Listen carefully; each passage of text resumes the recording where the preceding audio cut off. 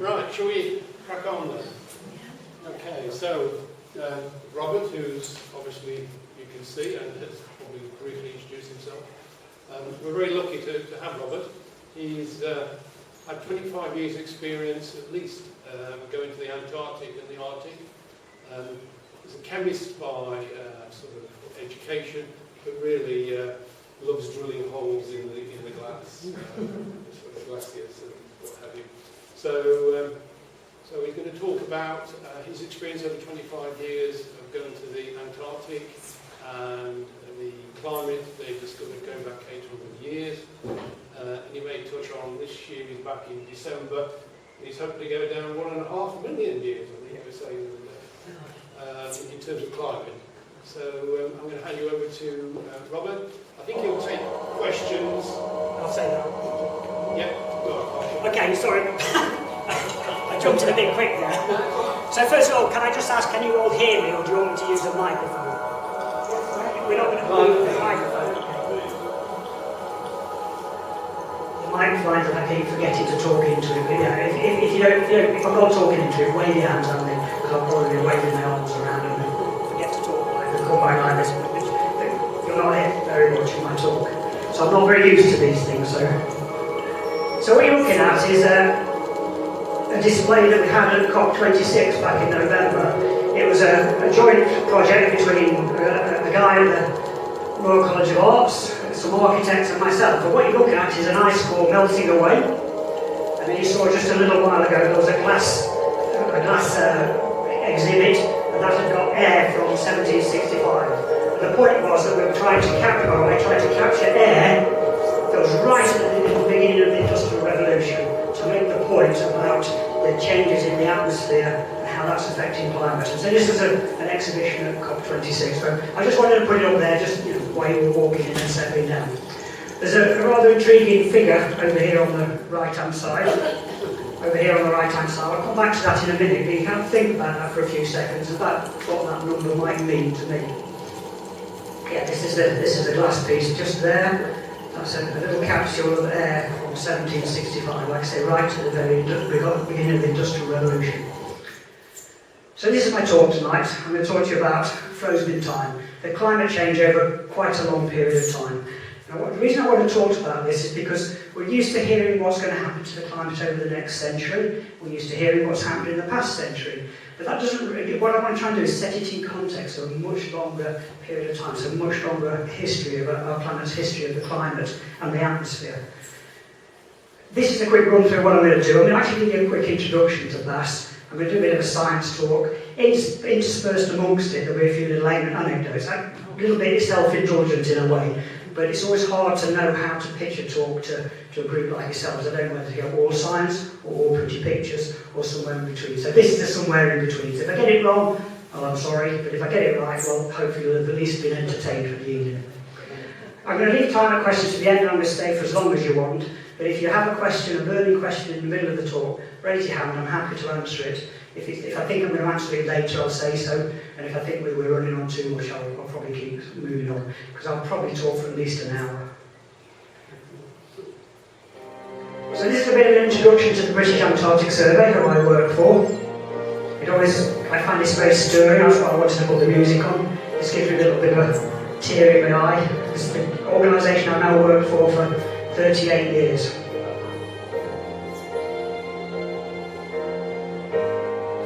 If you look carefully, you'll catch sight of it at some point. There I am.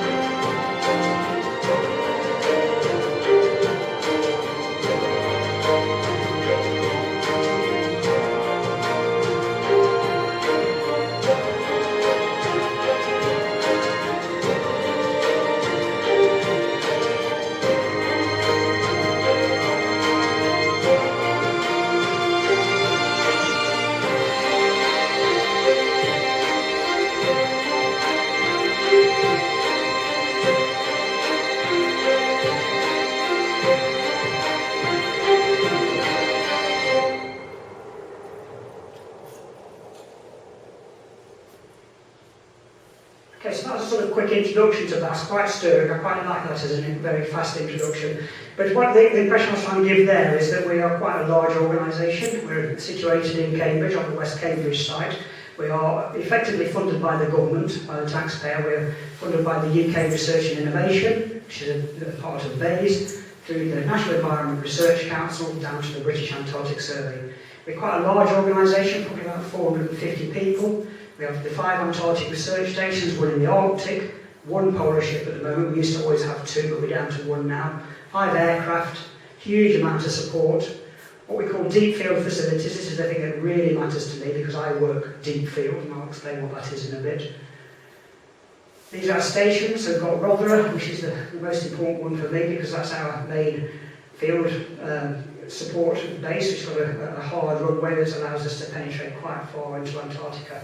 Halley over here, this is the one that's on the floating ice shelf. Signy and Bird Island out here, and King Edward Point out at South Georgia over here.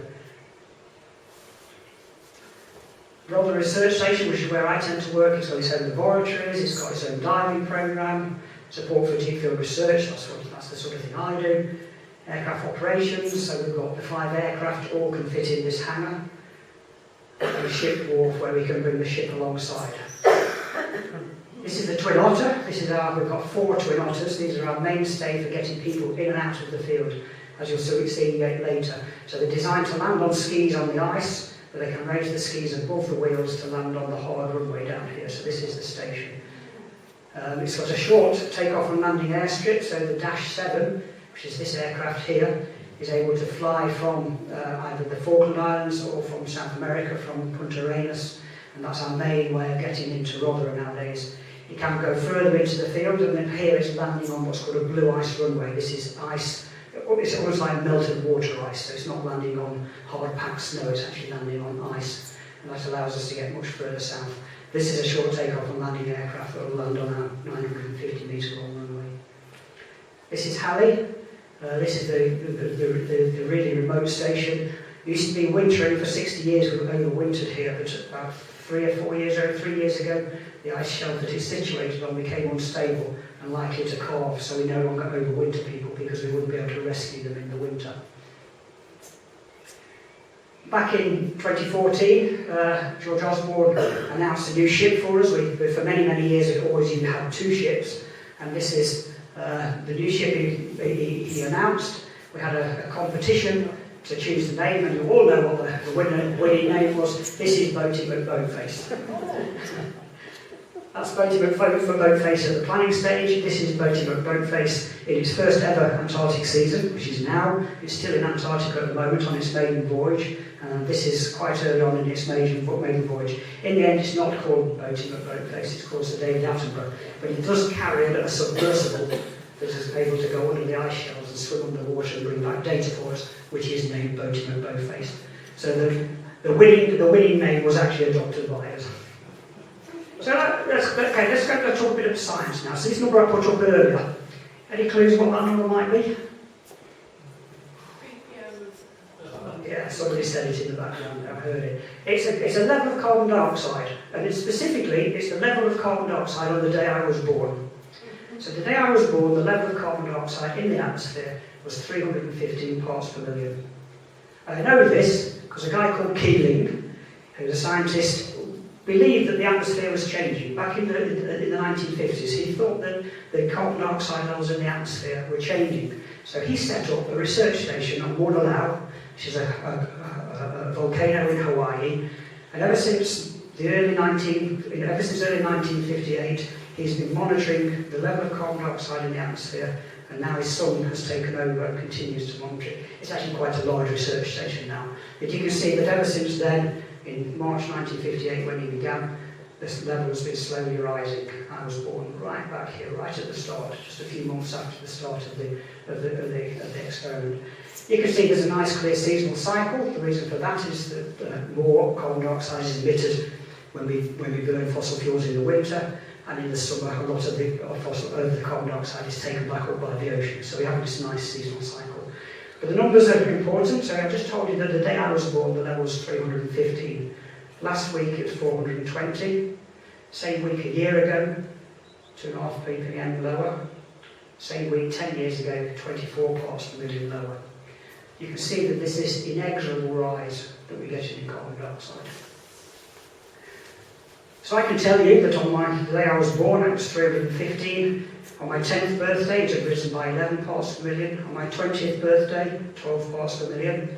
On my 30th birthday, it was rising at 15, 16, and then 15 parts per million to my 40th. By my 50th, it's rising at 20 parts per million every decade. And by my 60th, it's rising at 22 parts per million a decade. So not only is it rising, but the rate of increase is increasing.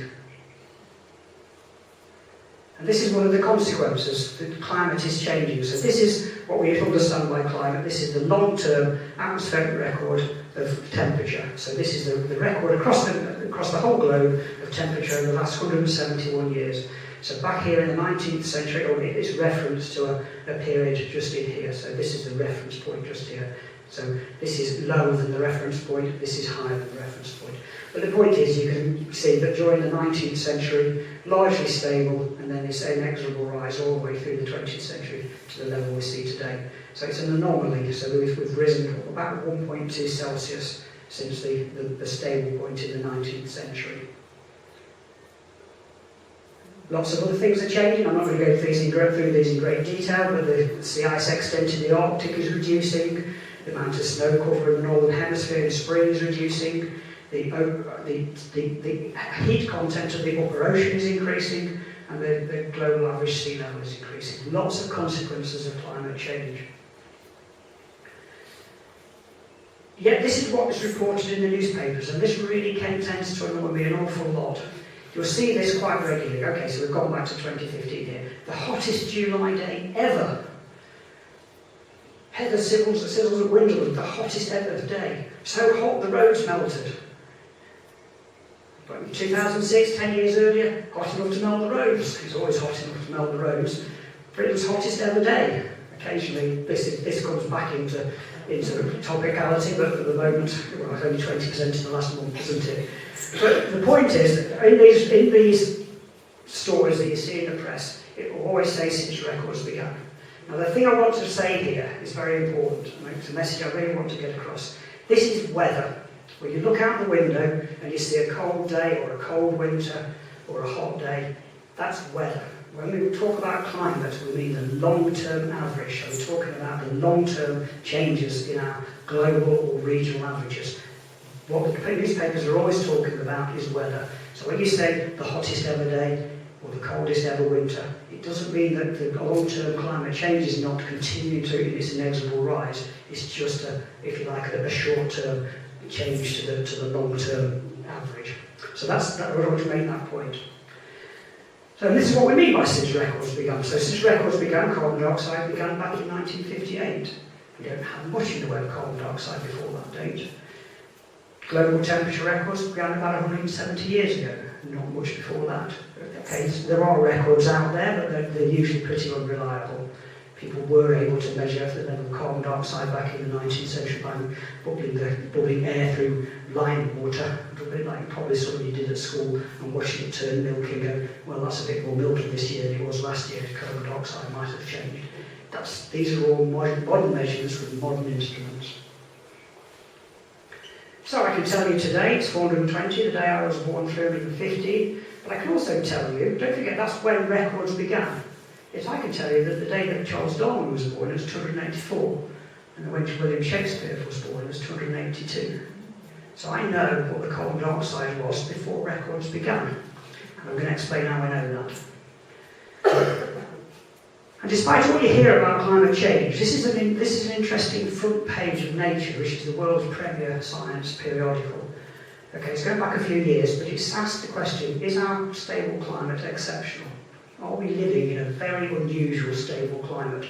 And that's again what something I want to say on the way through this talk, that yes, we have been living for quite a long time in a climate that's really exceptionally stable.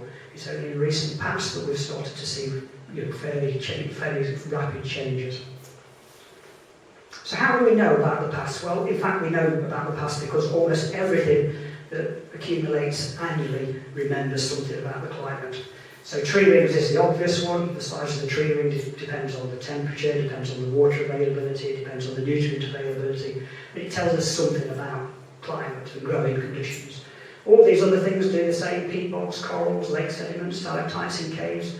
They all remember the climate on different timescales. The polar ice sheets are just the same. I'm going to tell you how. And of course, geological sequences. Here's a geological sequence up here. You go back many, many millions of years. You can actually reconstruct what's been happening to the planet.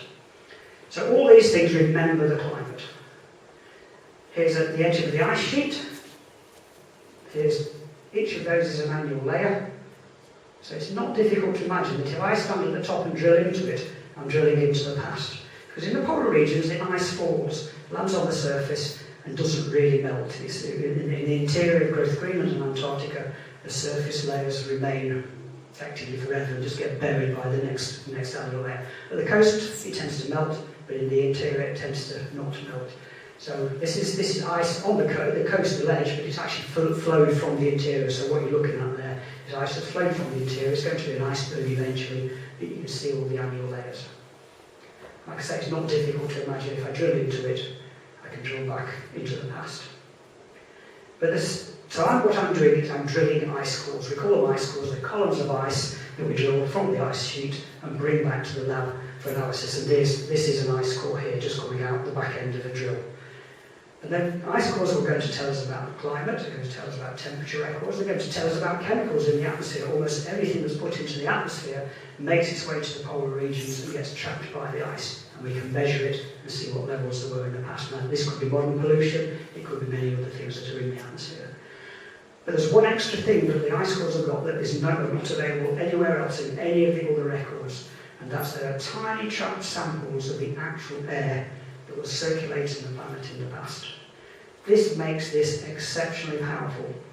Most things we measure in these old records are in some way what we call proxy records. They are something we measure and infer something else. So like I said, we can measure the width of a tree ring and we infer that the temperature was warmer in a thick tree ring area and that year in a narrow tree ring year. But they're what they call proxies. We measure one thing and infer something else. The air that's trapped in the ice is an actual sample of the atmosphere in the past. It's not been modified in any way. Once it got trapped, it remained trapped in the ice until we recovered it and then recovered the air from the ice. So we can use today's modern instruments to look at the levels of the greenhouse gases in the past, or level of any gas in the past. What you're looking at there is a slice through an ice core. These are my fingers over here. And all these little bright spots that you see there, these are tiny bubbles of air, and these are air trapped in the ice from the past.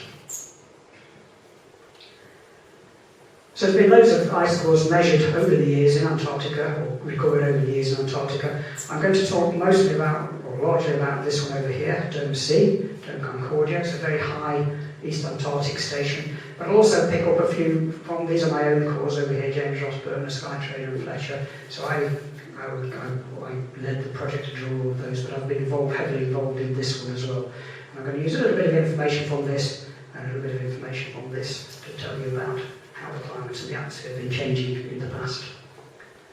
So first of all, I'm going to take you to a place called Skytrain Ice Rise over here, and then Burner Island over here. I'm going to just show you a few images and a bit of video of us working in the field to give you a feeling what it's like to actually live and work in Antarctica. Now, when Paul introduced me, he said I've been to Antarctica 25 times. I've also been to Greenland about 5 or 6 times.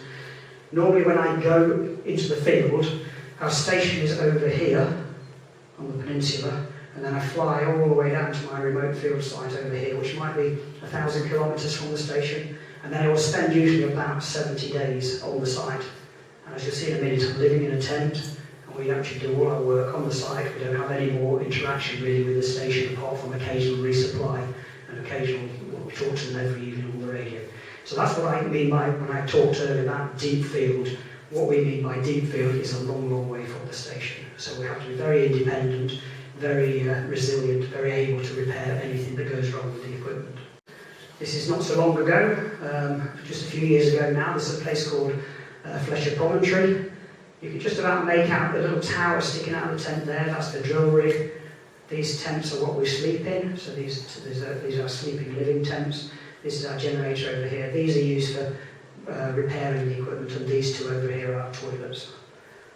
In the background is Mount Vinson, the highest mountain in Antarctica, and I'm probably, it doesn't look it there, I'm probably 50 kilometres from the mountains, and 50 kilometres even from the foothills. So how did I get to this point? I'm going to, it's a bit self-indulgent, but I'm going to just step back from science for a moment and just tell you a little bit how I got there, and some of the parallels you still see in the way that the British work in Antarctica with the way that the explorers used to live 100 years or more ago. So there's me back in, probably 14 or so there, in the Scouts. There's a reason for putting this up, and this is what I became, and that's because back then I won some competition. I don't even remember what the competition anymore was. But they gave me a book, and it's called Great True Adventures in Ice and Snow. And I was absolutely riveted by these great true adventures. And these guys became my heroes as a teenager. So this is Scott, of course. He led his party to the fight at the South Pole in 1912. Sadly, they died on the return journey. Everybody knows the famous quote from his diary. But, you know, these guys were my heroes. Here's Shackleton, probably the leader you want in an emergency situation. Shackleton lost his ship in the ice in 1915, but every one of his crew were saved. Sadly, the ones that were saved, many of them came home to then go ahead and die in the First World War. So that was kind of a sad epitaph to that story, but you know, at the time, Shackleton rescued every single one of his crew. This is the famous newspaper advert, supposedly, of Shackleton seeking expedition crew for hazardous journey, small wages, bitter cold, long months of complete darkness, constant danger, safe return doubtful, honour and recognition in case of success. And in a sense, that's a little bit like it still is today. We don't have quite the same level of constant danger. I mean, when I work in Antarctica, I'm there as doing a job. I'm not there as an explorer, so I'm there working as safely as possibly can. My own version of this actually came when I was at university studying chemistry. Was a family notice on a lamppost one day that said the British Antarctic Survey were giving a talk that evening. You're welcome to come along. I went along to it and I was aghast.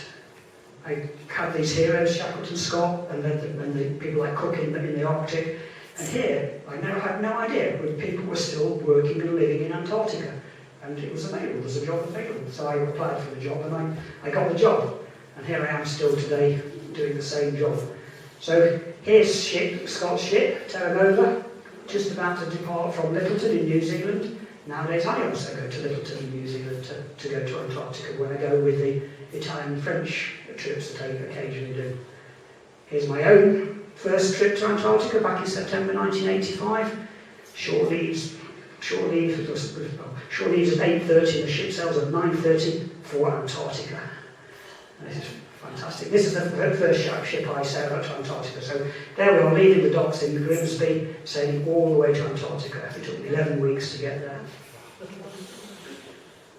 Seeing the Southern Ocean, did you get weather like that? Oh, definitely. Yeah. You get good weather. I think this is crossing the Drake's Passage, which is the passage between South America and the northern tip of the Antarctic Peninsula. It can be absolutely wild.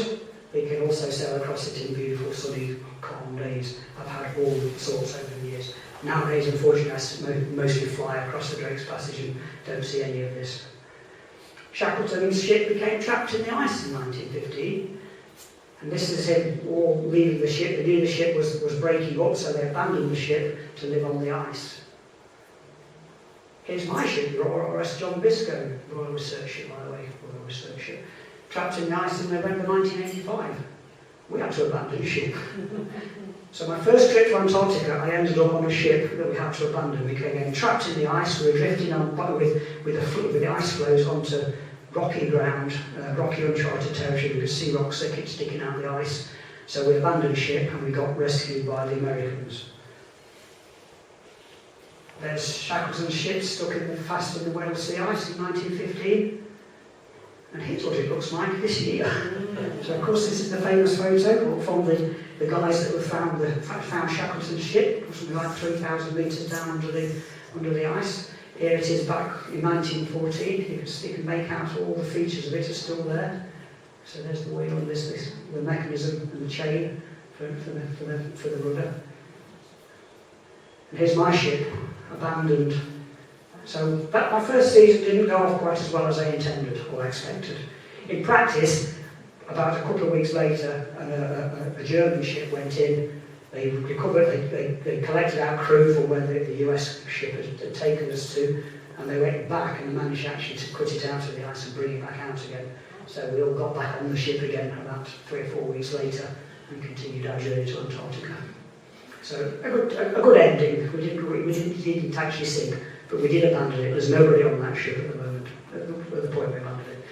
Here's Shackleton's camp on the ice. Now I really like this photo because of the features that you can see. So here's his living conditions. He's got a tent with a hooped entrance. There's a guy here sitting on what is probably a food box. He's got his bedding on the top of the tent, drying out. In the background, he's got a Nansen sledge with all the equipment on it. This is me, an earlier version of me. There's the pyramid tent. There's my sleeping bag out on, or my sleeping mat. It's a sheepskin mat out on the top. I'm sitting on a food box. Here's my Nansen sled back in the background with food boxes on it. It's actually very, very similar to the way that Shackleton lived. I didn't take this photo having seen Shackleton's first. I was really pleased to have found this years and years later. I made it black and white, obviously it wasn't black and white the original, just to show you the similarities. Here's Scott, he used pyramid tents as well. This is my camp in 2008, and then very, very similar. Scott and Shackleton would know how to live and work in a modern day British Antarctic Survey camp. We still live in a way in similar ways to he did. We still use Nansen sledges pulled by Faraday skidoos. We still have primuses to cook on inside the tent.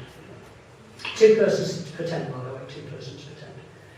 Back in the 1950s and back in Scott and Shackleton's day, of course, they use dogs. Nowadays we've replaced the dogs by skidoos. But when I first went to Antarctica right through till 1992, we still had dogs. When I first arrived at Wilbraham, we had 42 dogs. Still had 3 full teams and some spares, a team of 14 being 11. So this would be desperately trying to run after the thing and take a photo and not get left behind. And I'd like to do one last thing before I go back to science again. This is Shackleton, his escape from Antarctica or from the ice. Let me just read this out to you. A heavy blizzard obscured our view till March the 23rd. This is from his diary, Shackleton's style. For the next 2 or 3 days, we saw ourselves slowly drifting past the land, longing to reach it, yet prevented from doing so by the ice between. And towards the end of March, we saw Mount Haddington fade away into the distance. So he's crossing here, and this is Mount Haddington just here on a place called James Ross Island. This is me on James Ross Island, looking out to where Shackleton would have gone across. So if I'd been there at the time, I'd have been able to wave at Shackleton. He crossed just across there like that. So I'd have been able to wave at him as he passed. So this is Mount Haddington. Okay, so less of the self-indulgence, but let's go back to the science now. So here I am back at this drilling site. What I'm going to show you now is a couple of minutes of video of us drilling an ice core. It's not this site, it's another of my drilling sites, a place called Wilbraham Island. It's a little bit older, but it's the best video I've got of us drilling. So here we are on a place called Wilbraham Island. It's a British-French project, as you can tell by the flags. We are about 1,000 kilometres from Wilbraham Station. Everything you see on the ice came in the back of the Twin Otter, so this is one of our Twin Otters landing there. They carry about 900 kilograms to 1,000 kilograms, and that's the only way, certainly when we were at this project, at this station, at this site, that we could actually get the kit into and out of the field. In British Antarctic territory, we tend to get quite bad weather, so at least 50 or 60% of our time is in these sorts of conditions. So clearly we can't set a drill rig up on the surface and drill from the surface. So what we do is we put a big tent up, as you can see it's been covered by drift, and then in this case we hand dug a 4 metre deep pit under the tent and set up the drill rig inside. So here's the drill coming out of the borehole now. This is an ice core drill. I'm just going to pause it for a second. So what you were looking at was a column of metal coming out of the ground. On the top of it is what we call the anti-torque device. I'll show you that in a second.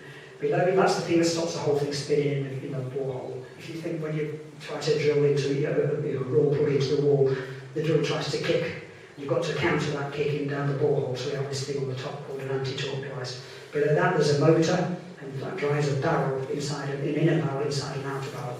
And on the bottom of that inner barrel, there is the cutters, and they cut an annulus in the ice. The ice core goes up the centre, the chippings spiral up between the inner and the outer barrel, which you'll see in a moment, and then get collected at the top. And every 2 metres or so, we bring it back to the surface, empty it out, empty the ice core out, empty the chippings out, and go back down the borehole again. One last thing that you'll also see, when the drill comes out of the hole, there's a liquid pouring off it. Now, it's not melted ice. The ice temperature here is minus 26. The temperature in the tent's minus 19.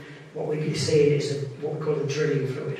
If you drill into ice, and this site was nearly 1,000 metres deep, if you drill into the ice, as you get deeper, the ice is flowing so rapidly that the borehole closes and traps the drill in the borehole. And I've lost drills over the years from this happening. So we put a fluid down the borehole that matches the density of the ice, so effectively the ice sheet doesn't see the hole and doesn't want to flow shut. So here's the anti-torque. Now, what you're looking at, that's the liquid coming off it. So the anti-torque was at the top, the motor is that section there, and then there's the outer barrel, and then inside it there's an inner barrel, which you'll see in a moment, and then the cutters on the bottom. So every 2 metres is brought back to the surface and we'll bring it to it. So there's the cutters there, there's the ice core, some liquid drop down. As they pull the inner barrel out, there's that old guy there to me again. Then you can see the spiral that would have taken the chippings between the inner and the outer barrel into the upper part of the drill, while they'll be recovered and brought back to the surface. See you in a second. So that's the inner barrel, it's got the 2 metres of core in it. And here, when the guy pulls the shaft out, you'll see the chippings coming behind it. Now these are covered in this, full of the drilling fluid, so what we do is we centrifuge it to recover the fluid and send it back down the borehole again. There's the core. Now, we don't do much work on the core in the field nowadays, we just bring them back to the lab. So they all have to be cut up into short sections, all have to be numbered with an arrow to say know which way up they are. Obviously, you don't want to get back and finally you've just scrambled your entire climate record or turned it upside down. Every section, in this case, we've cut them into 55 centimetre sections that fit these particular boxes I was using, which are actually American ice cream boxes. God knows how they eat ice creams that big, but that's what they are. And then on a nice day, the boxes are brought back to the surface, and then we summon up an aircraft. The aircraft will take the ice back to the station, onto a ship, into a reefer, and all the way back to the UK or wherever the ice is going to for analysis. So again, as you see, as the Twin Otter takes off, you can see its skis. They will be raised to land on the hard runway. So I just give you a feeling for what it's like to live and work in the field. Now that drilling operation would have gone on for, in the end, it took me 2 seasons and about 80 days of drilling. So just about over 16 hours a day, over and over again, just drilling. It's factory work, it's as boring as anything, but you are in a remote location. So here's the team with our ice core. Here's one of our 2 metre lengths of ice core. Now what I'm going to do now, so this is a section through an ice core. These are the air bubbles, these are the bubbles of air. About 10% of the ice core is air. I'm just going to leave that running, and I'm going to have brought some ice along with to show you.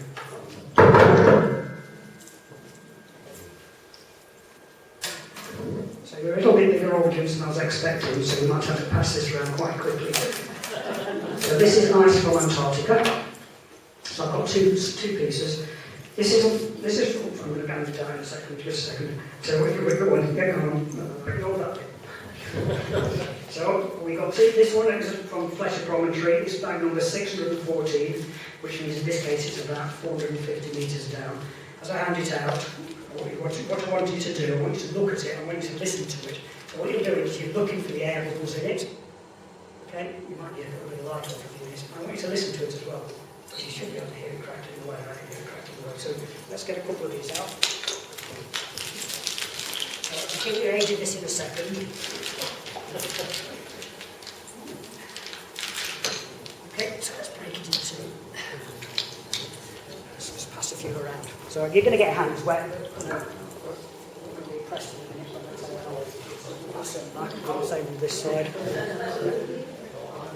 Okay, that was right at the back over there. So you're supposed to be looking at it and listening to it. Pass it back when you've done. So the ice you've got in your hands is from the right at the beginning of the Holocene, from about 12,000 years old there. So this is ice that fell. This is ice that fell in Antarctica 12,000 years ago. It's been frozen ever since then. I brought it through here tonight to let it melt.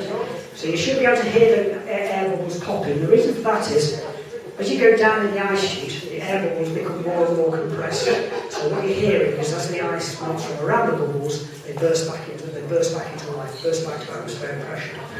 Okay, so that's ice was 12,000 years old. This is a whole lot older.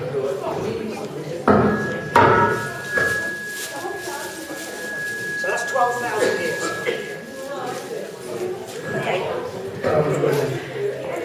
Yeah. So I'm going to hand these around now. So if you thought 12,000 years old, you'll be impressed by this. This is about 80,000 years. Okay, same thing again. Have a look at the air. Have a look at listen to the bubbles. And if you look very carefully, you probably see the bubbles are slightly smaller. It's gone deeper in the ice sheet, so the bubbles have become smaller still. We're right back in the early glacial period, about 80,000 years ago.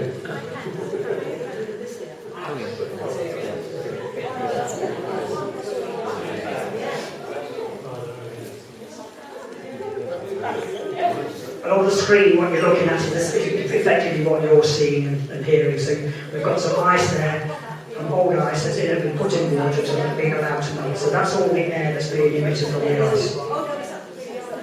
So that's young. Yeah, this is a piece from the early Holocene. Is that a question back there?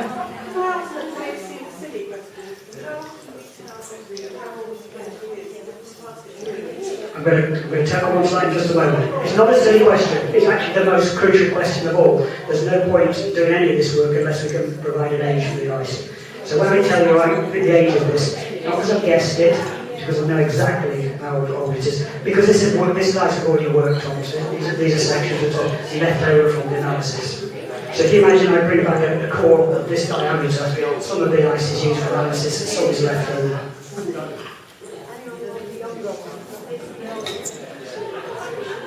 So you've all got wet hands now. I realise I've lost my audience.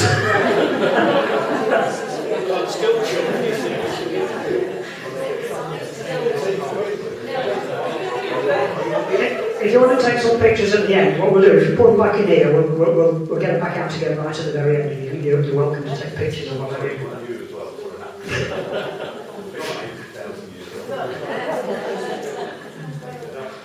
Right. So somebody asked a question. It wasn't a silly question at all. Just how do we date the ice? So let's see if we can tackle some of those sorts of questions.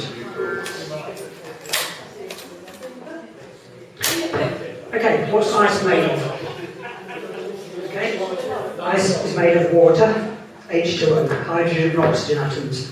Okay, I'm starting to think you're going to be able to tell me in a second, but I am from a time in chemist. So most of what we do with ice, it's engineering when at the point we're recovering it, but at the point we're analysing it, we're relying a lot of modern analytical chemistry techniques. So ice is H2O, hydrogen and oxygen. There's the oxygen in the centre with two hydrogen atoms sticking outside of it. Now the point about hydrogen and oxygen is they've got heavy isotopes. Now an isotope you probably think of as something like uranium, used to make nuclear weapons. They're isotopes that are capable of radioactive decay. These are isotopes that are stable, that are called stable isotopes. So hydrogen is the atom with one neutron and one proton and no neutrons. Deuterium has one extra neutron, and tritium has two extra neutrons. Similar with oxygen, the standard oxygen atom has 8 protons in the middle, and it has it has 8 protons in the middle, 8 neutrons in as well, so it has an atomic weight of 16, but it has a stable isotope that's got 10 neutrons, so it's a little bit heavier. That's quite important to us. The reason it's important to us is although they are chemically the same, they are physically slightly different. And the critical thing for us is they have what's called a higher vapour pressure. It takes more energy to evaporate a water molecule with heavy isotopes in it, the heavy stable isotopes in it. And we can use that by measuring the ratio of the heavy and light isotopes in the water. And what I've done here is I've taken, first of all, oxygen, So this is oxygen 16, the standard majority, 99% of oxygen in water is oxygen 16. So that's 8 neutrons and 8 protons. And then there's the heavy oxygen, which is oxygen 18, which is 8 protons and 10 neutrons. And what you can see here is we've measured the ratio of the two isotopes. And ignore what the numbers look like, that's quite technical, but what you look at is just the side of the cycle. What you're seeing is, down here we have less of the heavy isotope, and that is a cold winter. Here we have more of the heavy isotope, and that's a warm summer. Because it takes more energy to lift a heavy isotope out of the ocean, we get more of the heavy isotope in warmer periods. So we get more in the summer, less in the winter. So this is just a seasonal cycle. So this is in ways a bit like tree rings. We can already tell that this summer is probably warmer than those two summers. This was a cold winter. And we can tell how much snow fell from one year to the next. And we can also begin to date it because we can count annual layers. So if I'm just measuring this one thing, the ratio of the heavy and light isotopes of oxygen, we've already got 3 primary parameters. We've got a way of counting annual layers, we've got the temperature at the time of precipitation, and we've got an accumulation rate, how much snow fell each year. We can do the same thing with hydrogen. So this time I've got the hydrogen here with just 1 proton and no 2 neutrons, and here's the hydrogen with 1 proton and 1 neutron, again the heavy isotope. It looks exactly the same because it's the same physical mechanism, more energy to lift a heavy isotope of hydrogen out of the ocean than a light isotope. So that is the way we get at the temperature record through time. So if we go very deep into the ice sheet, we can just continue doing all this, get deeper and deeper and just reconstruct what the climate has been doing over, I think I can see it many thousands of years. So this is the picture I showed you with Mount Vinson in the background. This is the Fletcher ice core. So here we are on the surface. We are all the way to the bottom, in this case at 654 metres. Ignore the amplitude of the signal, just look at the sort of background average, because the amplitude is just to do with the way I measured them. So the background average is largely constant until you get to this point here, and then it plunges, and then it warms, then it goes higher again. So remember, the water isotopes are telling us about temperature.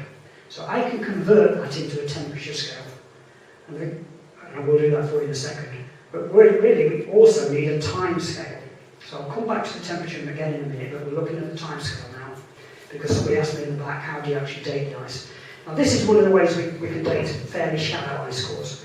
There's marine organisms in the ocean, phytoplankton, and at certain times of the year, in the spring, they bloom. So here is a bloom off the coast of New Zealand in October. They're not there in September. By October, what the satellites are seeing is this bloom of phytoplankton. And when phytoplankton photosynthesize, when they take energy from the sun to create energy within their own cells, they emit a waste product called dimethyl sulfide. That is a gas that's emitted into the atmosphere where it's oxidized in sunlight to sulfuric acid. And then what I do in the ice core is I measure sulfuric acid. And when I measure sulfuric acid, here we're just going back 30 metres here, fairly shallow ice core, but you can see these cycles in the sulfuric acid. This is sulfuric acid, this was my measure of sulfuric acid. And what you're seeing is I will be able to date that core and not even get it wrong. I mean, it's so clear that the annual cycles. In practice, we can't really measure annual cycles very far in Antarctic ice, because as it gets deeper, the layers become more and more compressed, and it's more and more difficult for us to get the resolution in our analysis to be able to count the annual layers. But in Greenland, my colleagues believe they can count annual layers like this back to 60,000 years. So they can go a long, long way back just counting annual layers. But there are other things in the ice that we can measure. And another source of sulfuric acid is from volcanoes. So when big volcanoes explode and manage to eject material right the way up into the stratosphere, it circulates the globe and then it comes back down. Now in this case, volcanoes emit something called sulfur dioxide. This is a drawing of Krakatoa erupting in 1883. It supposedly killed as many as 36,000 people, but it's one of many, many volcanoes in this arc around Indonesia and around Australia. All of those volcanoes emit sulfur dioxide into the atmosphere, if they're violent enough. In the atmosphere, sulfur dioxide is again oxidized by sunlight into sulfuric acid. And this time the sulfuric acid falls again on the ice sheet and we measure it. Now we've gone back a bit deeper now, we're going back 80 years, and this is a place where the annual layers are really quite small, so we haven't got the resolution that we saw in that earlier one where I was measuring the seasonal cycle of sulfuric acid. But if you imagine this in the background is the seasonal signal. This is the dimethyl sulfoxide coming from the phytoplankton respiring. Every so often you see a big peak. You see? There's Krakatoa in 1883. It emitted sulfur dioxide into the atmosphere. It was oxidized into sulfuric acid. We can measure it. All ice cores have a signature from Krakatoa in it. It's a relatively small volcano for us. The ones, at least in the last 1,000 years, the ones that matter most to us is Tambora in 1815. It exploded in April 1815 and does such a huge amount of dust and sulfuric acid into the atmosphere that the following year was known as the year without a summer, because the sun was veiled by the amount of material in the atmosphere. So this is Tambora. There's another volcano about 6 years earlier, but it's an unknown one. Presumably, everybody that experienced it, anybody that witnessed it, probably died in the event, so we don't have a historical record of it. So you see these volcanoes going back. This particular sequence back here, 1259 sequence of 4 volcanoes every 20 years or so. Every ice core we ever measure, deep ice core we ever measure, has got that signature in there. And you can see it in Greenland as well. So it's a good way of comparing the ages of our ice cores.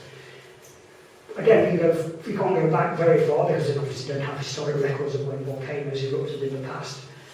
But once we've got an idea of how much snow is falling on that site and how it's compressing, we can start to construct mathematical models of how the ice thins from the summit down from the surface down to the bed. It gets thinner and thinner as you get deeper, but we have a very good knowledge nowadays of that ice dynamics, how ice thins as the subsequent layers fall on top of it. So we're very, very capable of dating deep ice.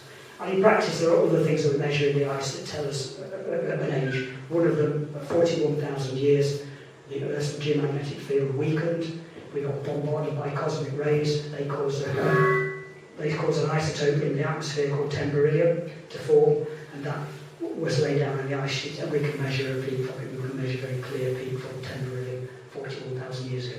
So what we do is we modify all our mathematical models of the aging of the ice by all these extra bits of information we've got, by comparing between cores, and we are able to come up with pretty good models of the age.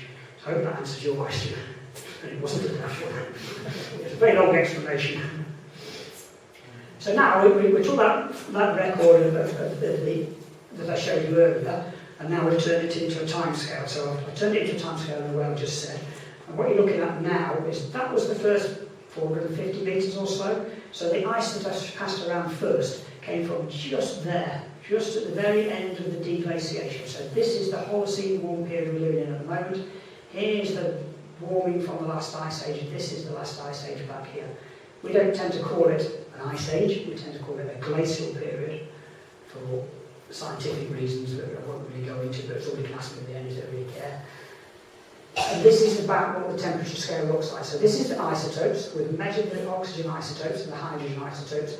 We've turned it into a temperature scale, and that's about 9 degrees Celsius, a warming of 9 degrees between the last glacial maximum, the coldest part of the ice age, and the warmest part of the Holocene.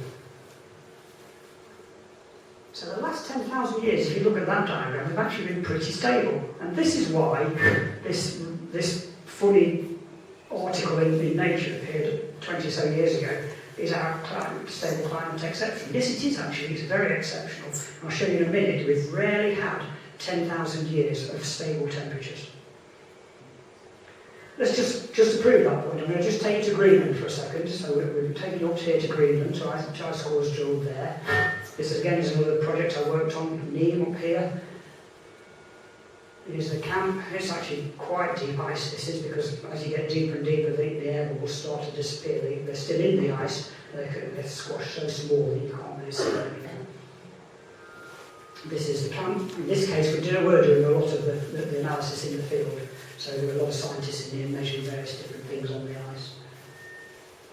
And this is what the Greenland record looks like. Now this is the Greenland record going back 100,000 years here. Again, it's been measured as water isotopes, but I've converted it into a temperature scale for you. And here's the Holocene that we're living in at the moment. Again, in Greenland, just as in Antarctica, the last 10,000 years' climates have been very stable, certainly much more stable than anything in here. Mankind grew up through this period, and all through that period, the climate was varying quite a lot in the northern hemisphere, until you get to the beginning of the Holocene, about 12,000 years ago, just there, when it became fairly stable. And it's during this period that man started to do things like, started to have agriculture, started to settle down, started to build cities.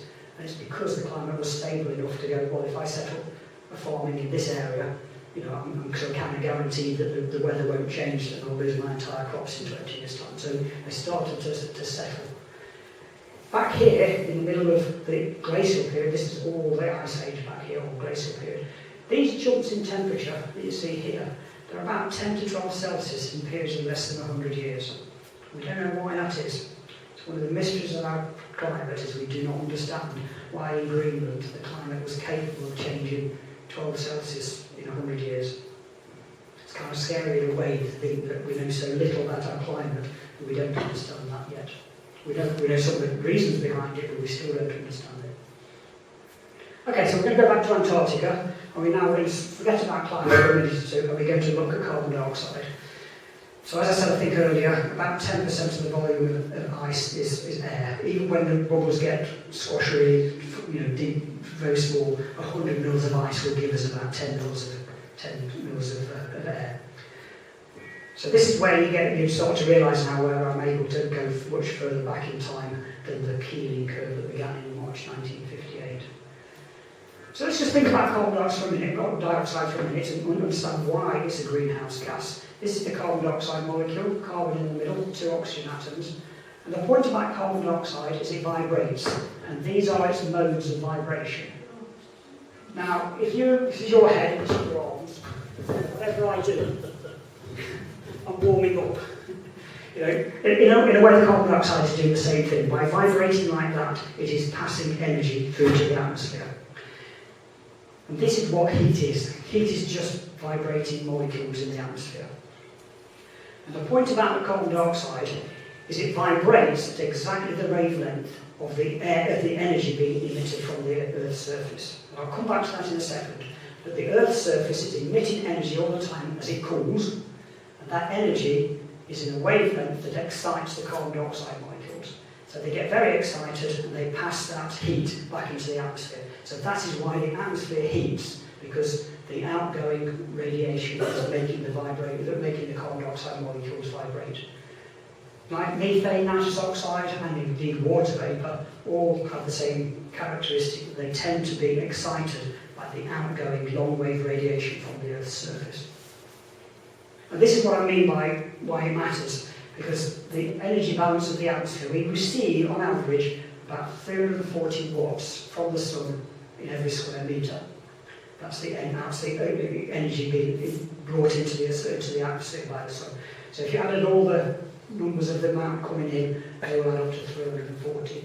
Some of it is reflected by clouds, molecules in the atmosphere, some of it is reflected by the surface, particularly the ice sheets.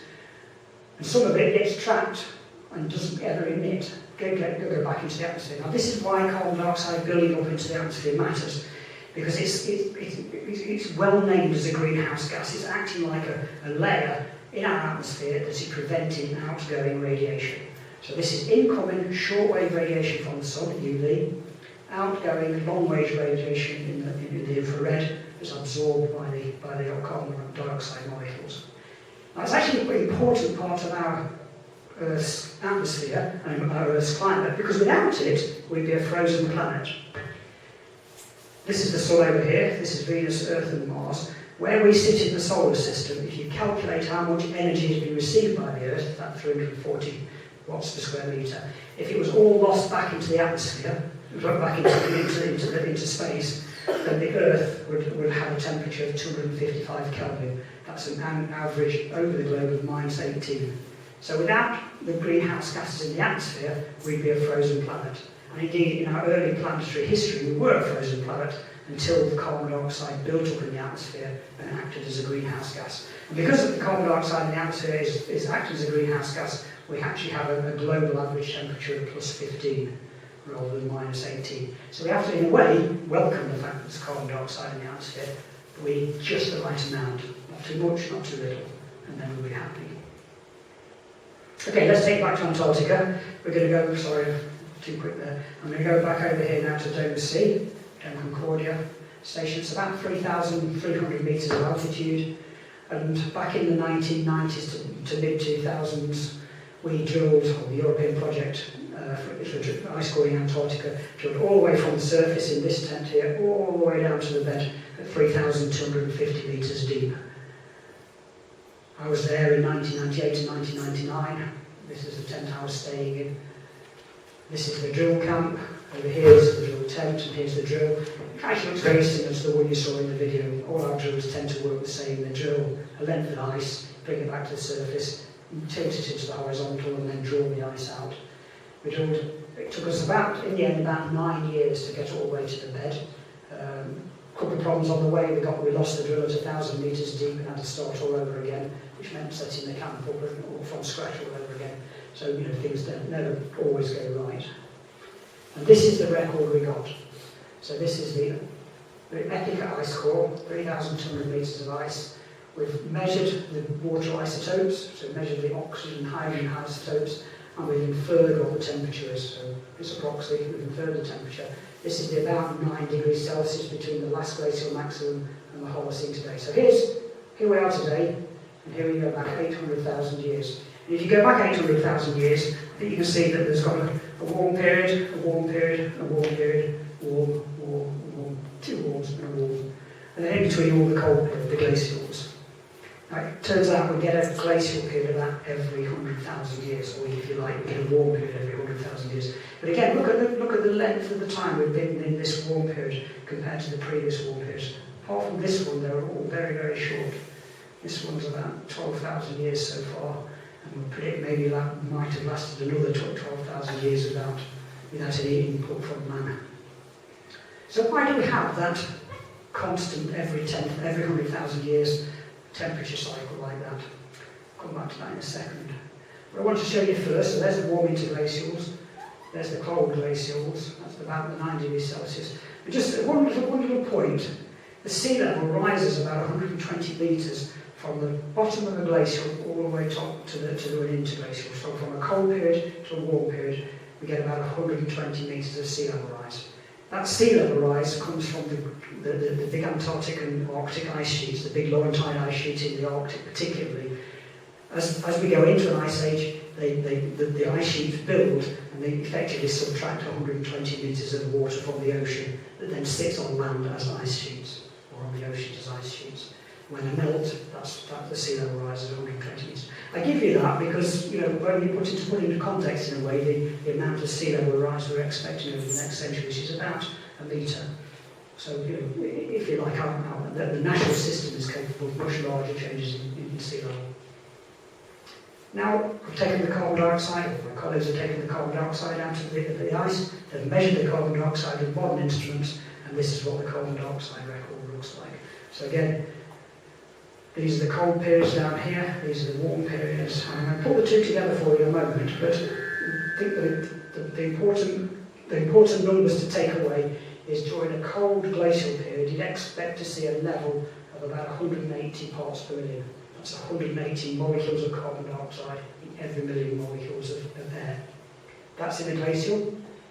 In a warm period, a natural warm period, it peaks at about 280 parts per million. So about 100 parts per million change between a cold glacial and a warm interglacial. I'll come back to those numbers in a moment. Let's just put them together now. So what you're looking at there is a little video of some air bubbles popping away in the ice. There's the temperature record. That's the cold in blue, the warm in red. And now let's bring the carbon dioxide down on top of it. And look how well they match up. They match up well because the carbon dioxide and the climate are natural bedfellows in our climate system. I'll explain at the end, if somebody wants to, why that is the case, why we have such a close correspondence.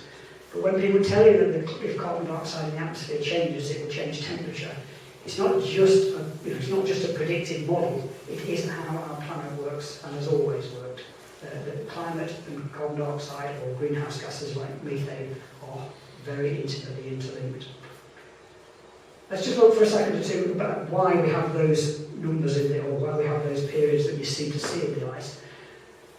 I'll put the record back up again in a minute, but I'll just show you this one first. So this is the Earth's orbit around the Sun. As it orbits around the Sun, it has different periodicities. One is called, one is called eccentricity, and this is how the size of the ellipse of the Earth's orbit around the Sun.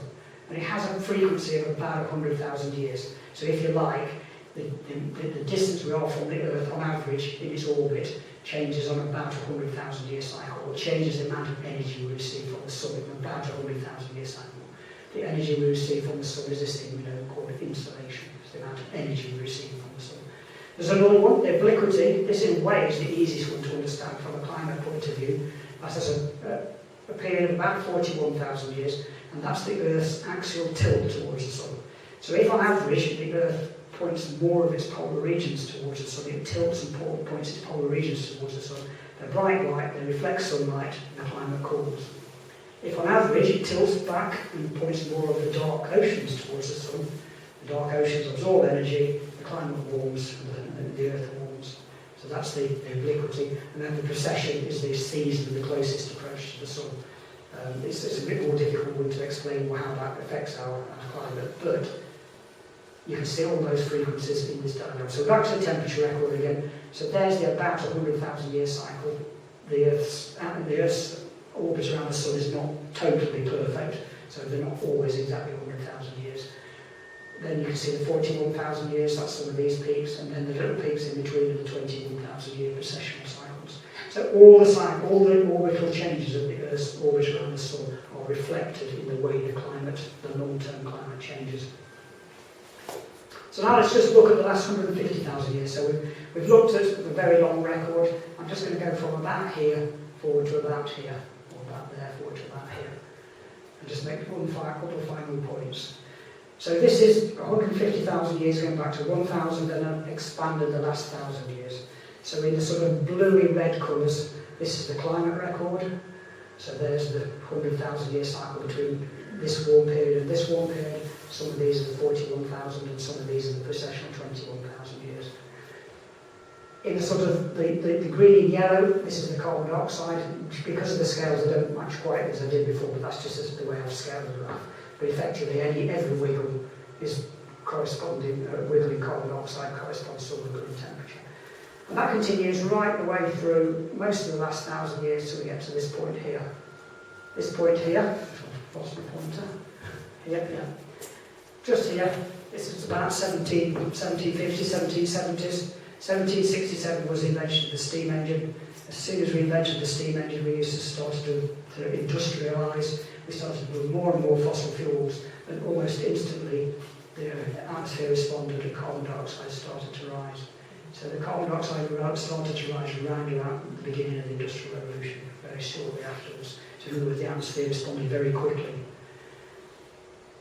When you're coming out of a cold period, so this is the height of an ice age to a warm period, height of an ice age, or the coldest part of an ice age to a warm period, this is when carbon dioxide is changing at its most rapid in the atmosphere. And it changes about 20 parts per million, 20 molecules per million over 1,000 years. So that's the natural rate of change when it's changing at its most rapid. Over here, we're increasing at about 24 parts per million in 10 years. So every 10 years, we did more than the natural climate system does in 1,000 years. This is where we're expecting to be towards the end of the century. These are the three scenarios. Business as usual, this is which we do nothing. We're expecting to be around about 650 parts per million by the end of the century. The lowest possible stabilisation by 2100 is 450, and then something like double pre-industrial CO2. Bear in mind that the pre-industrial CO2 was 280, this value here, 280 parts per million. Today we're at 420. We're well on our way to doubling it by the end of the century. In terms of temperature change, this is about 2 degrees, something like 4, and some unlikely very large number, but a very large number indeed. So we do not want to be up here. We prefer to stabilise here. In practice, my own view is we're not on the trajectory to stabilise here. We're already overshooting it. If you look at the steepness of the graph there, we're already going to overshoot 450. However, somewhere between 450 and 550, I think we'll be by the end of the century. I won't be around to tell you, for you to disagree with me. I don't think many of you will be around to disagree with me either. But, I don't think we're going to be seeing. And in fact, I tell people that when about 5 years ago, we passed through 400 parts per million as on our trajectory up towards the level we are today. I don't think anybody alive today, even the youngest, even a child born today, I don't think we'll see it. Whatever we do, I don't think we'll see the carbon dioxide drop back down below 400 here. I think it's already, if you like, too far gone. There's a reason for that. It's not just that we're not making enough effort, it's the length of time a carbon dioxide molecule remains in the atmosphere. It has an average lifetime of about 100 years. In contrast, methane has an average lifetime of about 4 years. So anything we do to reduce methane emissions has an immediate effect because it only lives for about 4 years. But carbon dioxide has, on average, a very long lifetime. So every molecule we put in the atmosphere, on average, will last about 100 years before it's taken back up again by either the oceans, biomass, and such the living material on Earth.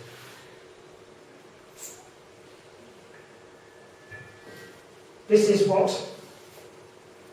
taking all the different proxy records together, not just ice cores, but every proxy record, this is what we think the global climate was in the last 1,000 years. So essentially sets over for most of the early parts of the last 1,000 years, cooling into the little ice age here, and then this rapid warming through the industrial period and through the 20th century.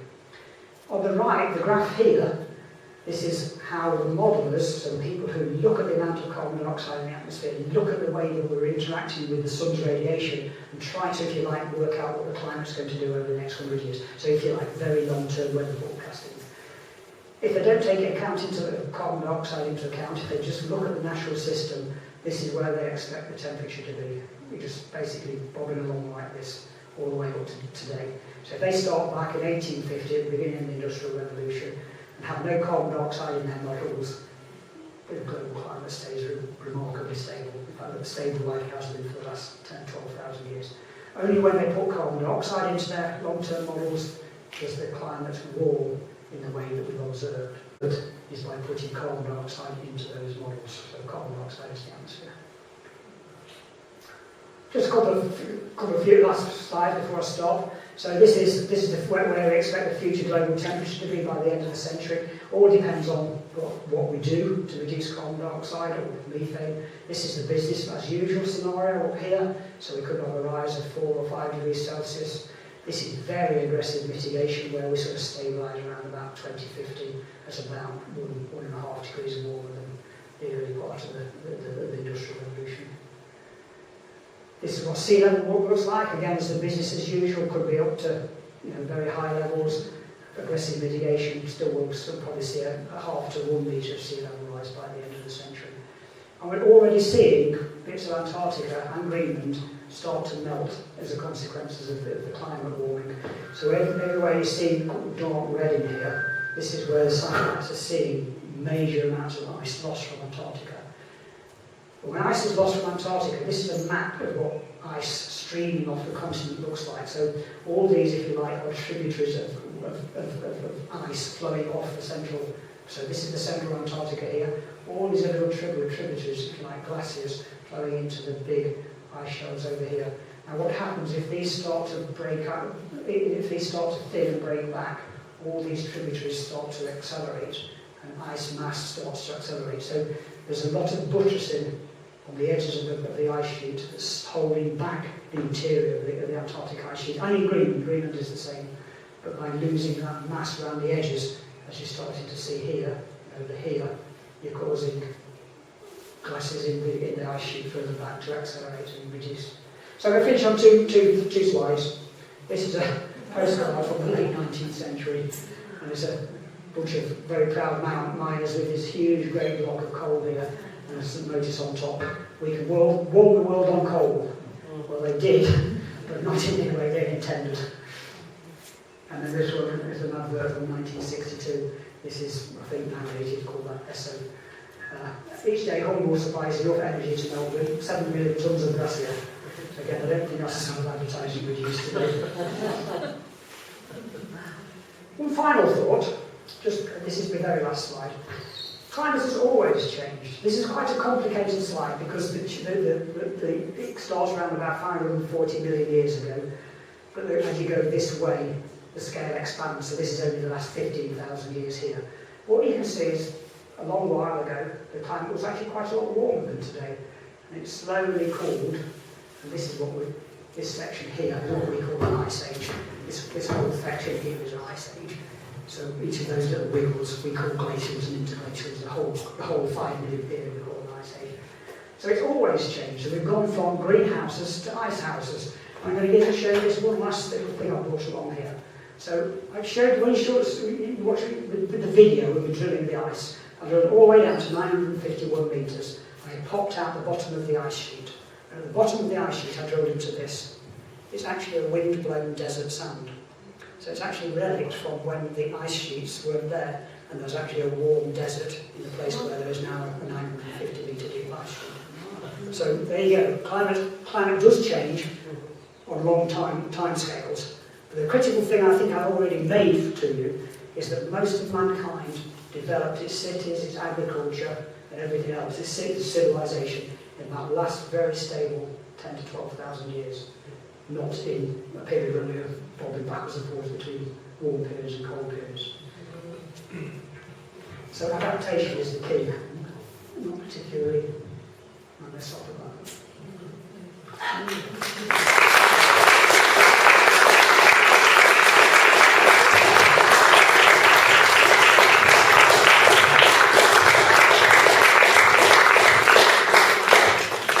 I think Robert's happy to take any questions. Very happy to take questions, but I am conscious of the fact that I've kept you for a long time, so if you want to wander off, that's fine with me. Incidentally, this is another art piece I do with this guy, Wayne Binnety at the Royal College of Arts. And what we've got here is we cast a 2-metre diameter slab of ice using just tap water.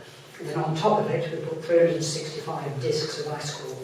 So all those little dark things you see, discs of ice core. And then we left it for about 4 months to slowly melt and sublime away. And the public were allowed into this dark space that's cold. And the noise of the air bubbles popping in the ice was projected into the room, so it's like this loud popping in the room going on. So it's another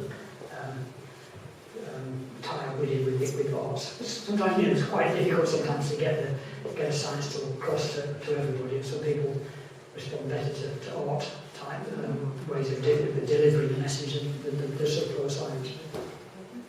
So yeah, I'm happy to take any questions. Tell us a bit about international collaboration. You said we've been doing this for a long time. Yeah. Others have. You work lots with them. Or... Yeah. Okay. Don't go away believing that all these measurements are mine. They're not. I mean, I've been part of the team. I mean, we all of us in the team, if you like, talk as if it's ours because we're part of the team. So my role, certainly the British drilling, is I'm the engineer that drills them, but I'm also the lead chemist at Antarctic. I built the labs, I do all the work. So anything that's a British core has come out of the labs that I built over the last 10, 15, 20 years. We do collaborate well. The EPIC project was 10 nations involved with that. We're just starting right now another drilling, which Paul mentioned right at the beginning. We want to drill back further than the 800,000 years. We want to go back 1.5 million years. And I've been involved in finding the site. I was there for 2 seasons doing the radar, so looking through the ice to find the best spot. We chose the best spot, and I'm going back in November this year to start drilling. Or we put a team starting the drilling. And again, it's the same again, 10 nations. Lots of different laboratories all over Europe are involved. Other nations have their own projects to try to drill the oldest ice. The oldest ice has become a bit of a thing at the moment. You might have seen it in the press. And the reason why people are trying to drill ice older than 800,000 years is because through the last 800,000 years we've been pretty well fixed on that 100,000 year eccentric orbit of the Earth around the Sun. If you go back to about 1 million years, and before that, we were very, very solidly fixed at 41,000 years, and you don't see the 100,000 year cycle at all. So for some reason or other, about 1 million years ago, the Earth changed from being phase-locked to the Earth's obliquity around the Sun to being phase-locked to the eccentricity. And again, it's a bit like what I said about Greenland, we don't really know why. The Earth's orbit around the Sun has not been changing over that time, but some way the interaction between the Earth's climate and the Sun has changed. And we're fairly sure that the answer will lie in the gases. So the answer will lie in the levels of greenhouse gases in that period before 1 million years, which is why I want to go back another dice score to 1.5 million years, because that's the only place you can get the air. So we're doing it, or Europe's doing it, America's got a project, the Chinese have got a project, the Australians have got a project, the Japanese have got a project, and the Russians have probably got a project. So, but they're not cooperating, except for the Australians. They've picked a site about 5.2 kilometres from us. We can actually wave at them.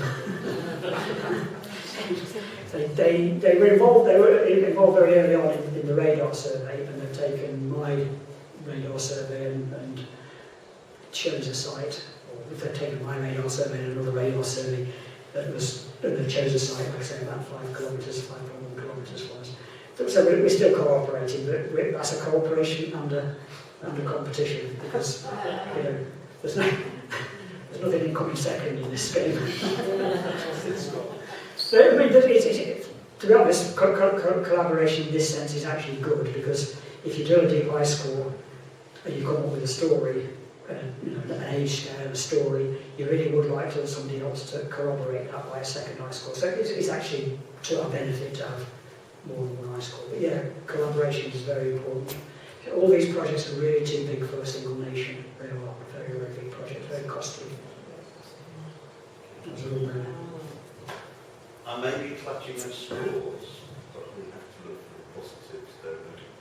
On one of your early graphs of the global air temperature, I noticed that between about 1940 and 1970, it was fairly level and indeed dipped a bit. Yeah. Now, is there a reason for that? And is there anything that perhaps gives us hope about what happened then? Okay, there is some speculation that that is a response to the Second World War and the reduction in the amount of industrial activity that followed the war. So we went through a period when industrial activity was quite low for a while and then picked up again. So there is an argument that might be the case. It's probably just as likely to be a long-term climate wiggle. We've always had climate wiggles, and I don't want to decry that. We always have had little wiggles in the climate. We had a little ice age and we've warmed out a bit. I think what is important, it's very hard for... It's just looking at long-term changes is a statistical problem. It takes a long time before you come out of the statistics. But one statistic is something like the 8 warmest years on record have been within the last 10 years. And that is statistically unlikely. I think probably the sort of like the late 60s, early 70s cooling may well have just been a long-term cooling, general cooling of the climate. It may have been a response to reduction in... I picked on it, and the reason there was a tension was the fact that it is the most recent bit of good news. Yeah, if you like. Well, there was another bit, you don't think quite quick to spot it. In the carbon dioxide record, there was, when I showed you the seasonal cycle, sort of going up constantly, in the background was a black, so that was a red curve, in the background was a black curve, which was the seasonal cycle taken out. Right at the end of it, it dips a little bit. And I'm waiting to see whether, it's not my work, so I'm waiting to get the people who measure it to tell me whether I'm right. But that looks to me like a reduction in carbon dioxide due to all the reduction in industrial activity in the last 2 years during COVID. May well do. Lots of them. I don't know who was first. Go on, somebody shout out. I think you said that the next ice age would be expected in 12,000 years' time. Yeah. How would that interact with what we're doing? Okay, so the reason I said that is because I'm similar age to many of you. When I was at university, global warming was not really such an issue. We were kind of more worried about cooling towards the next ice age. And the reason why that came about is because if you look at the Earth's orbit around the Sun and you calculate all those parameters of how much insulation, how much installation, how much energy we receive from the Sun, we look at the level of carbon dioxide, we look very similar to a period about 440,000 years ago, where we had quite a wide interglacial. And the prediction was at the time that we were about halfway through the current warm period. It was remarkably stable, that we were about halfway through it, and probably beginning to cool. Where was I going with this? So that's why I made that comment. Now, I actually, about a year or two ago, I met somebody who was the chief scientist at, I don't know whether it's Shell or the other big major, my BP. No, I think it's Shell. He said that back in the 70s, they knew themselves that carbon dioxide was changing the climate. They knew that they were responsible as an oil industry for putting carbon dioxide into the atmosphere, and it would warm the climate. They got it, even back in the 70s. But they thought they were doing a good thing, because they thought they were mitigating that cooling that we were expecting to see as we go into the last glacial period. He said to me, hand on heart, we got it wrong. We underestimated quite how much we were adding to the atmosphere, and quite what the climate response was. So answering your question, will we continue to cool? My suspicion is that yes, we will. And if we were around in 12,000 years, we would find ourselves heading back into a cold glacial period. And the reason for that is twofold. One is because the Earth's orbit will change. We can't stop that. We will start getting less energy from the sun, and within at least a few hundred years, we must have run out of fossil fuels, so we won't be capable anymore of putting carbon dioxide into the atmosphere, such levels of carbon dioxide into the atmosphere, and it will have started to reduce. So it's a sort of a combination of our influence has come to an end, but the Earth's orbit around the sun, so that doesn't come to an end. Yeah. I mean, you've got a huge array of evidence. And but they go past very quickly. I just wonder if these charts, particularly, are these available somewhere? Yeah, mostly. Yes, they are. They're mostly available. I'm happy to give you them. Yeah, they are mostly available. Like all things, they're quite hard to find. A lot of it is actually in the IPCC reports. Right. If you just search for, well, some of those came out of it. You just search for IPCC 2021 policyholders summary, you'll get. Policy. But yes, they're all out there. Yeah. Right. Just you'll get it from a scientist point of view. Presented so neatly, but they do go past. No, I'm aware of that. I've got a lot of things to say. I think just on that point, we are videoing tonight, and like we did with the last presentation, we'll put it on the YouTube channel. We've got a YouTube channel. You can watch it in slow motion. I think there was another one over here. Yeah, that's right. I may have missed it on your diagram, but what is the estimate for the total sea level rise should all the ice we know about melt? Okay, it's an interesting question. Well, we don't expect all the ice to melt. If you like, 6 metres of sea level is locked up in Greenland. So if the whole of Greenland melted, it would be 6 metres. I think the number for Antarctica is somewhere like 38 metres. But we're not expecting Antarctica to melt in any scenario, nor are we expecting the whole of Greenland to melt in any scenario. In terms of what, I think the best ballpark estimate of where the sea level could rise by the end of the century seems to be round about 1 metre, perhaps as much as 2 metres. However, there are scenarios like the business as usual and a runaway climate change that has something like 14 metres in the last IPCC document. 14 metres as a headline. It could be as big as this. Myself, I think that's an exaggeration. I think it will be between 1 metre and 2 metres. And it comes from 3 things. It comes from the oceans expanding. All things expand when they warm. The oceans are the same. They expand when they warm. It comes from melting polar ice sheets, and it comes a lot from the melting of the non-polar ice sheets as well. So all those added together. We've seen about 0.5 metre of sea level rise. If you think of something like the Thames Barrier, which was designed with something like a once in a 100-year storm surge, because of the way the statistics work, if you like, because a half a metre sea level rise brings that once in a 100-year thing down to something like once in 10 years. And if you get a metre rise, it becomes even shorter still. So in other words, the repeat time of that 100-year storm surge becomes shorter and shorter for not very much sea level rise. And we're already at the point where they're wondering whether the Thames barrier needs to be upgraded to something a bit taller. Yeah, so you talked about slight changes during the Second World War and then more recently. So if you go back over the period that looked, pre-industrial period, that looked very stable, within that period you've got the Black Death.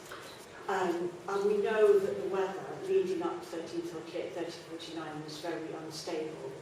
Can you measure what was happening in that period? I think it's unlikely you can measure it in an icicle because they aren't that subtle. They tend to be better at capturing the big changes. Similarly, if you looked at the diagram where I brought together towards the end, where I brought together lots and lots of proxy records, they're very noisy. Some records will say exactly what you say with unstable and cooler climates. Some records will have exactly the opposite story. So it's quite difficult, I think, for any proxy record to really give you something that you would take as a real, if you like, a thermometer record. You can never get to that sort of precision. You can only get to the long-term changes. So I think in terms of, there's a discussion at the moment about the amount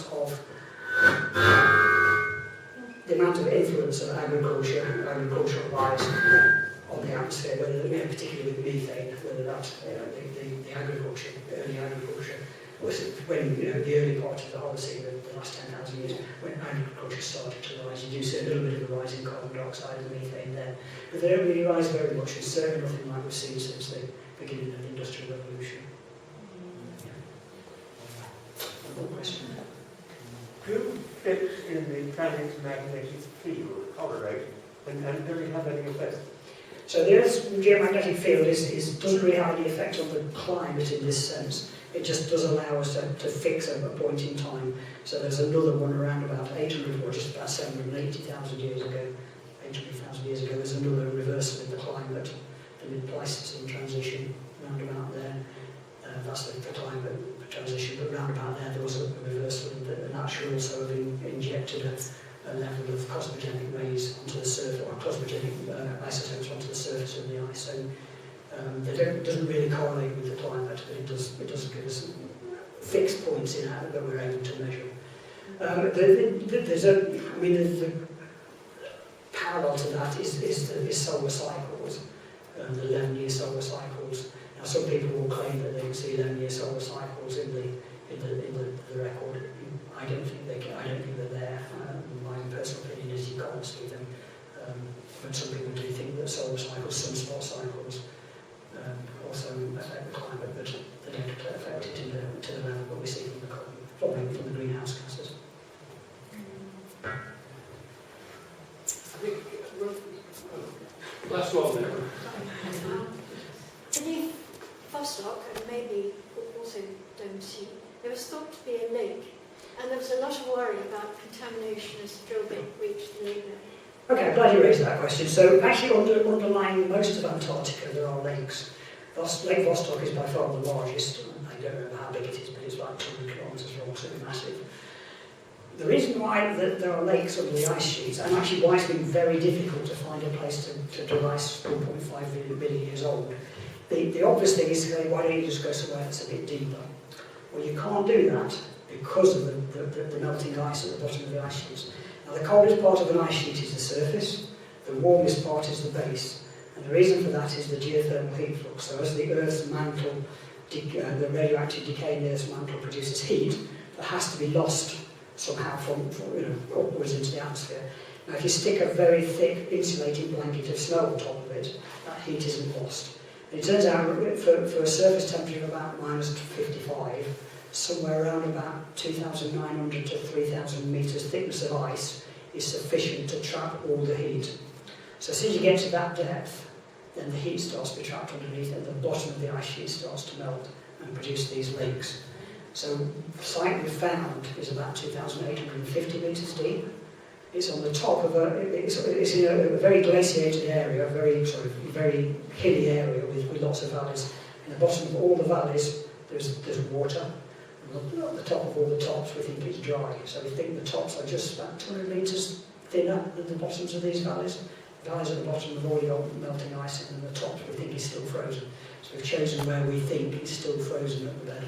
But it's actually very important to us. That's why when we drilled at Dome C, the 3,200 metres, we only got 800,000 years because all the old ice has already melted away because of to form a lake.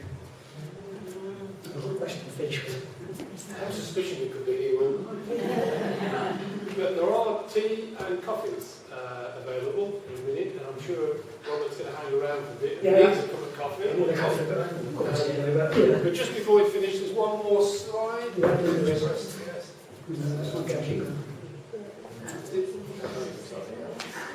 It's just to say which our next talk is, which is a bit more practical, should we say, around how we can save energy and save the planet.